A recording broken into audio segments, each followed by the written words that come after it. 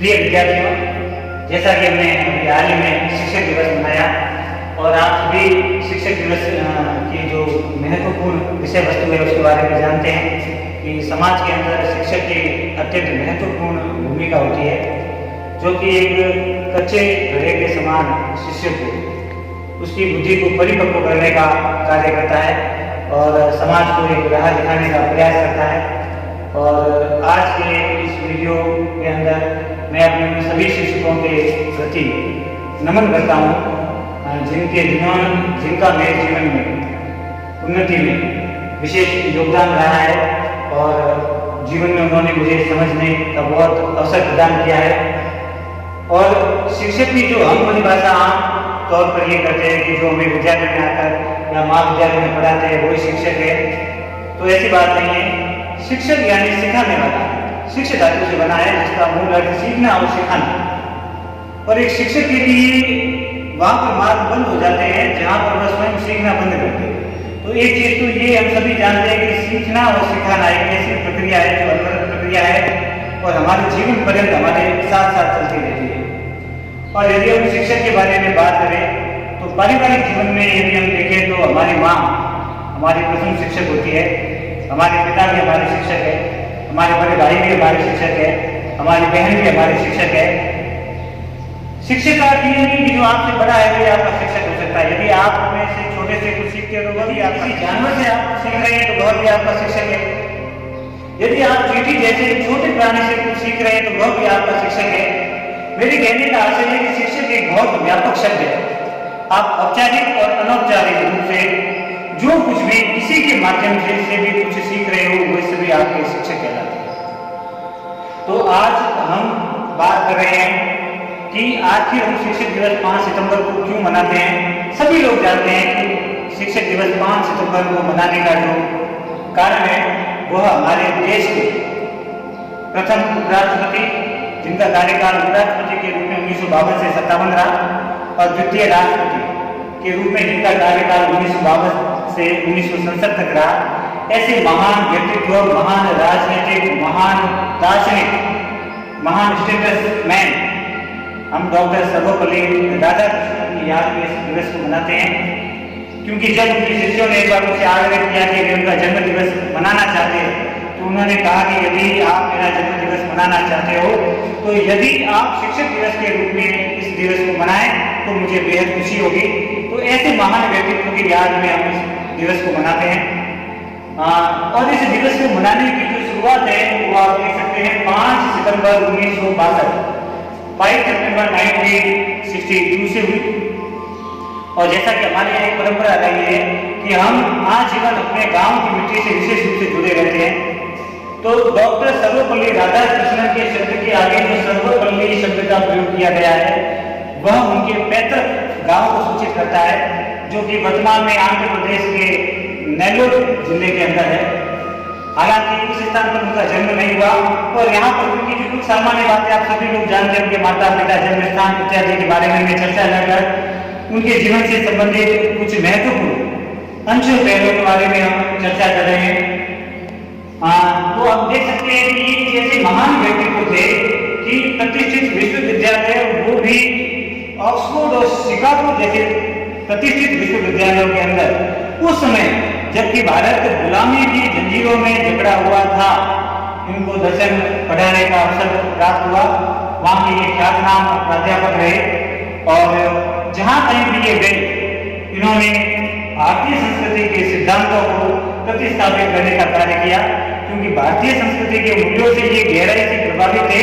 और कोई भी चाहे वो पाश्चात्य विद्वान हो यदि भारतीय संस्कृति की आलोचना करता था तो वह इनसे सहन नहीं होती थी और ये तार्किक रूप से भारतीय सिद्धांतों को प्रतिस्थापित करते हुए भारतीय संस्कृति की स्थापना का प्रयास करते थे। इस प्रकार हम कह सकते हैं कि डॉक्टर एस राधाकृष्णन वो महान व्यक्ति थे जिन्होंने पूर्व एवं पश्चिम की संस्कृतियों के मध्य एक सेतु बनाने का कार्य किया। आप इस चीज को देख सकते हैं कि इन्होंने दर्शन के क्षेत्र में हालांकि सभी दर्शनों पे कार्य किया। और यदि हम आधुनिक दर्शन के बारे में बात करें तो आधुनिक दर्शन डॉक्टर एस राधाकृष्णन के अध्ययन के बिना अधूरा माना जाता है। बड़े बड़े पाठ्यक्रमों में इनका एज दार्शनिक इनको पढ़ाया जाता है। तो इनका जो मुख्य काम था वो अद्वैत वेदांत के ऊपर था। अद्वैत वेदांत दर्शन से ये बहुत प्रभावित थे और अन्य दर्शनों पर भी इन्होंने बहुत कार्य किया। और यदि हम भारतीय विद्वानों में देखें तो आप बहुत अधिक प्रभावित थे युवाओं के प्रेरणा स्रोत स्वामी विवेकानंद से और नोबेल पुरस्कार विजेता रविंद्रनाथ टैगोर से। इन्होंने जो अपना प्रथम दार्शनिक ग्रंथ लिखा उसमें ये डॉक्टर रविंद्रनाथ टैगोर से बहुत प्रभावित थे। आपको अनेक प्रकार के सम्मान प्राप्त हुए। 1991 के अंदर आपको नाइट उपाधि से सम्मानित किया गया। 1954 के अंदर आप जो उस समय प्रथम बार 3 भारत रत्न दिए गए थे उनमें से एक भारत रत्न का पुरस्कार डॉक्टर एस राधाकृष्णन को प्राप्त हुआ और ब्रिटिश रॉयल सोसाइटी के सदस्य के रूप में भी आप 1963 के अंदर सम्मानित हुए। और आपका जो विशेष कार्य था वेदांत के अंदर वो आपने वेदांत के नीति शास्त्र के ऊपर विशेष कार्य किया। इसका भी एक कारण था कि अधिकतर लोग और भाषा के विद्वान मानते थे कि वेदांत के जो दर्शन है वो नीति शास्त्र से रहित है या there is no room for the ethics in the Vedanta. जब ऐसा कहा गया तो उन्होंने पूरा कार्य अपनी थीसिस लिखी जो मात्र 20 वर्ष के आयु में प्रकाशित हो गई। देखिए 3 अल्पायु के अंदर कितना बड़ा कार्य किया आपने। The ethics of Vedanta and its metaphysical dispositions पे आपने अपनी थीसिस लिखी और इस बात को स्थापित किया कि जो वेदांत दर्शन है उसके अंदर नीति शास्त्र का एक भंडार है, उसको आपने अपने थीसिस शोध का विषय बनाया। और क्योंकि आप शिक्षक को शुरू से ही एक गरिमा प्रदान करते थे और शिक्षक को एक बहुत ही उत्तम पेशा मानते थे और उन्होंने कहा कि शिक्षक ऐसे व्यक्ति होने चाहिए जो कि बेस्ट माइंड होने चाहिए। इस उन्होंने कहा कि ताकि teachers should be best mind in the world. ये जो अध्यापक है इस विश्व के बेहतरीन दिमाग होने चाहिए। और एक बहुत ही अच्छी बात उनके जीवन से संबंधित आपको बताई जाए तो दर्शन शास्त्र इनके जीवन के अंदर एक संयोग के रूप में है। ऐसी बात नहीं थी कि ये शुरुआत से कोई दर्शन शास्त्र के प्रति इनका कोई विशेष रुचि रही हो या उन्होंने दर्शन शास्त्र पढ़ने पढ़ाने का कोई संकल्प उनका रहा हो। आप देख सकते हैं कि ये बहुत कंस्ट्रेंट मैन थे फाइनेंशियली, आर्थिक रूप से सक्षम नहीं थे। तो जब इनका चचेरा भाई विश्वविद्यालय से पढ़कर निकला और उनके दर्शन शास्त्र विषय था तो इन्होंने केवल उनकी किताबें उपयोग करने के लिए ताकि किताबों का अतिरिक्त खर्चा नहीं करना पड़े, केवल इस दृष्टिकोण से ही इन्होंने दर्शन शास्त्र विषय को अपनाया और दर्शन शास्त्र के इतने बड़े विद्वान बने। इसके पीछे यदि हम देखें तो एक बहुत बड़ी प्रेरणा छिपी हुई है कि जो छोटी छोटी कमियां होती है वह व्यक्ति को कहीं पर भी रोक नहीं सकती, व्यक्ति को निराश नहीं कर सकती। इन्होंने दर्शन शास्त्र विषय के आकस्मिक विषय के रूप में लिया और उसी के अंदर खुद को एक्सेल करने का प्रयास किया और एक उच्चतम कोटि तक खुद को स्थापित किया। और विश्व के बड़े बड़े विद्वानों डॉक्टर एस राधाकृष्णन और उनकी पंचफली थी जो समय की पाबंदी थी उनकी उनसे बहुत प्रभावित थे। और जैसा कि मैंने बताया कि भारतीय विद्वानों में ये स्वामी विवेकानंद रविंद्रनाथ टैगोर से प्रभावित थे। तो ये पाश्चात्य विद्वानों में प्रोफेसर हॉब और विलियम स्किनर को अपना गुरु मानते थे और बहुत ही गहरा अध्ययन रहा उनका। और मदन मोहन मालवीय के उत्तराधिकारी के रूप में आपने बनारस हिंदू यूनिवर्सिटी में उप कुलपति के पद पर 1939 से लेकर 1948 तक कार्य किया। और एक बात हम सभी को उन्होंने एक सीख दी कि हमें कभी भी ऐसा नहीं सोचना चाहिए कि हम सब कुछ जानते हैं, क्योंकि जब हम ऐसा सोच लेते हैं कि हम सब कुछ जानते हैं तो हम कुछ आगे बढ़ना, कुछ आगे चिंतन करना बंद कर देते हैं और एक मिथ्या अभिमान से ग्रस्त हो जाते हैं। उन्होंने एक बहुत अच्छा कोटेशन कहा जिसकी प्रासंगिकता वर्तमान में तो तत्कालीन समय से भी अत्यधिक है, क्योंकि आजकल हम थोड़ा सा ज्ञान प्राप्त करके अपने आप को बहुत बड़ा विद्वान मानने लगते हैं। तो डॉक्टर एस राधाकृष्णन ने कहा था कि when we think we know we cease to learn, कि जब हम ऐसा सोचते हैं कि हम सब कुछ जानते हैं तो हम चिंतन करना बंद कर देते हैं। और जब आप चिंतन करना बंद कर देते हो तो विशेष रूप से एक शिक्षक के रूप में आपकी जो भूमिका नगण्य हो जाती है, क्योंकि एक अनवरत प्रक्रिया है जीवन भर सीखना और आपने जो सिखाया है उसको भविष्य की पीढ़ियों में हस्तांतरित करना। एक बहुत अच्छी बात मैंने कही कि जीवन में ज्ञान का कितना महत्व है। व्यक्ति को हर समय ज्ञान के लिए जिज्ञासु और पिपासु होना चाहिए, कुछ न कुछ सीखने की इच्छा रखनी चाहिए। ये व्यक्ति के एक प्रकार से जीवित होने का भी सूचक है। यदि आप का जो आने वाला कल है वो किसी न किसी रूप में नॉलेज के दृष्टिकोण से आपके आज से बेहतर है, इसका मतलब है कि आपने कुछ न कुछ सीखा है। तो इन्होंने कहा कि Joy and happiness is impossible without knowledge. ये जो जीवन के अंदर खुशी और आनंद है वह असंभव है यदि आपके पास किसी भी प्रकार का ज्ञान नहीं है। तो इस प्रकार में शिक्षक दिवस के रूप में देखें तो डॉक्टर एस राधाकृष्णन के जीवन से हम एक प्रेरणा ग्रहण कर सकते हैं और इस बात में चिंतन कर सकते हैं कि जो शिक्षक शब्द का प्रयोग है वो बहुत ही व्यापक दृष्टिकोण से किया गया है। और भारतीय समाज के अंदर हम बहुत समय से शिक्षक दिवस को मनाते आए हैं। जो हमारा गुरु पूर्णिमा का दिवस है वो वास्तव में एक शिक्षक दिवस ही है और उसी को वर्तमान में हम 5 सितंबर को शिक्षक दिवस के रूप में मनाते हैं। विश्व के दूसरे भागों में भी शिक्षक दिवस का आयोजन किया जाता है। अलग अलग स्थानों पर अलग अलग रूप में शिक्षक दिवस मनाया जाता है। और यदि हम शिक्षक दिवस की बारे में बात करें तो ये सामान्य ज्ञान का भी सवाल है।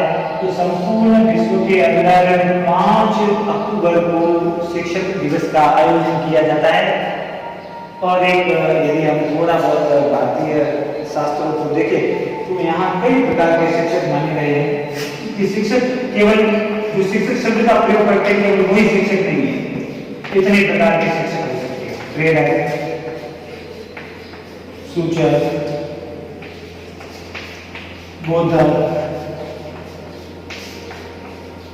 दर्शक, वाचक और शिक्षक। बहुत महत्वपूर्ण बात है। ये चीज हमें बताती है कि वास्तव में जो शिक्षक का क्षेत्र है वो कितना व्यापक मानते हैं। कि जब आप चाणक्य को पढ़ते हैं तब उन्होंने कहा था कि जो निर्माण और प्रलय दोनों ही शिक्षक की गोद में पनपते हैं। और उन्होंने एक सामान्य व्यक्ति चंद्रगुप्त मौर्य को इतना योग्य बना दिया कि उन्होंने पूर्ण रूप से चंद्रगुप्त मौर्य ने संपूर्ण भारतवर्ष पर राज्य किया। और एक शिक्षक का, एक निर्दोष शिक्षक का अपमान करने वाले धनानंद जो उस समय बहुत शक्तिशाली शासक था उसको गद्दी से उतार कर फेंक दिया, क्योंकि उन्होंने कहा था कि शिक्षक के रूप में मेरे पास मेरी बुद्धि है वो मेरे पास होनी चाहिए। और उसी के आधार पर उन्होंने शिक्षक का पूरा एक व्यापक दृष्टिकोण बताया कि शिक्षक किस प्रकार से समाज के लिए एक सड़क के रूप में कार्य करता है कि जिस प्रकार सड़क उसी स्थान पर रहती है लेकिन जो उस सड़क पर चलते हैं वे अपनी मंजिल पा जाते हैं। उसी प्रकार हो सकता है कि आपको पढ़ाने वाले शिक्षक उसी स्थान पर है लेकिन उस शिक्षक से पढ़कर आज आप कलेक्टर बन गए, आज आप देश के प्रधानमंत्री बन गए, आप चाहे देश के राष्ट्रपति बन गए, तो कहीं ना कहीं आपके दिमाग में कोई ना कोई ऐसा शिक्षक होता ही है जिसका आपके जीवन पर एक बहुत गहरा और व्यापक प्रभाव है। और वो ये 6 प्रकार के शिक्षक हो सकते हैं: प्रेरक, सूचक, बोधक, दर्शक, वाचक, शिक्षक। शॉर्ट में इसकी यदि हम चर्चा करें तो जो आपके जीवन में आपको किसी भी प्रकार से प्रेरित करता है, आपको मोटिवेट करता है, आप डिप्रेशन के अंदर है, आपको डिप्रेशन दूर कर देता है, आपको प्रेरित कर देता है, वो व्यक्ति भी आपके लिए शिक्षक है। सूचक ऐसा व्यक्ति जो आपको किसी भी प्रकार की उपयोगी सूचना प्रदान करता है। यानी पहले का ये व्यक्ति कोई औपचारिक भी हो सकता है, कोई अनौपचारिक भी हो सकता है, आपका पारिवारिक भी हो सकता है। तो किसी भी रूप में आपको सूचना देने वाला है वो भी आपका शिक्षक है जिसने आपको उपयोगी सूचना दी है। बोधक आपको बोध कराने वाला, किसी ज्ञान को आपके मस्तिष्क में प्रतिस्थापित करने वाला ऐसा व्यक्ति भी हमारा शिक्षक होता है जिसने ज्ञान को हमारे दिमाग में स्थिर किया। दर्शक दिखाने वाला, एक सही रास्ता दिखाने वाला, दर्शक धातु से दिखाने वाला, जीवन की सही राह दिखाने वाला, भटकाने से बचाने वाला ऐसा व्यक्ति भी हमारे शिक्षक होता है। वाचक वच वच धातु से बना है। हमको कोई भी सही चीज बताने वाला ऐसा व्यक्ति भी हमारा शिक्षक होता है। और शिक्षक शब्द से जो परिचित है, शिक्षक धातु से बना है, इसका अर्थ है सिखाने वाला, किसी न किसी रूप में हमारे जीवन में उपयोगी परिवर्तन लाने वाला, हमें कुछ न कुछ सिखाने वाला व्यक्ति जो होता है वो हमारे लिए शिक्षक होता है। वैसे हम देखें तो ये अपने आप में एक बहुत ही बड़ा चर्चा का विषय है। इसमें हम बहुत व्यापक चर्चा कर सकते हैं और आने वाले समय में प्रयास करेंगे कि इसकी हम चर्चा भी करें। और क्योंकि आपके पाठ्यक्रम में गुरु स्मृति है, वहां पर बहुत भेद बताया गया है कि किस प्रकार गुरु अलग होता है, उपाध्याय अलग होता है, आचार्य अलग होता है, तो इनमें क्या क्या डिफरेंस है उसके बारे में भी हम पाठ्यक्रम के दृष्टिकोण से चर्चा करेंगे। और अगले वीडियो में हम देखेंगे कि किस प्रकार प्राचीन काल में गुरु, उपाध्याय, आचार्य आदि में क्या क्या भेद बताए गए हैं। तो आप यहाँ पर थोड़ा सा कनेक्ट करने का प्रयास किया गया है शिक्षक दिवस को डॉक्टर सर्वपल्ली राधाकृष्णन को, जो हमारे विभिन्न प्रकार के शिक्षक बताए गए हैं। मैंने कहा कुछ भी शिक्षक हो सकता है, प्रकृति भी आपकी शिक्षक हो सकती है। जैसा कि आप जानते हैं कि बता करें कि 24 जो प्रकृति उपादान है उन्हीं को अपने गुरु के रूप में स्वीकार करके उन सभी तत्वों से सीखा। तो आप हर एक चलती हुई जो चींटी है, जो प्रयास में होती है, उसे भी आप सीख सकते हो, एक बड़े व्यक्ति से भी सीख सकते हो और एक सामान्य व्यक्ति से भी आप सीख सकते हो। तो साफ का तात्पर्य है कि आप अपने जीवन के अंदर कुछ सीखने का जो प्रोसेस है वो जारी रखें और सीखने के द्वारा आप स्वयं में और समाज में किसी न किसी रूप में सकारात्मक परिवर्तन लाने की चेष्टा करें।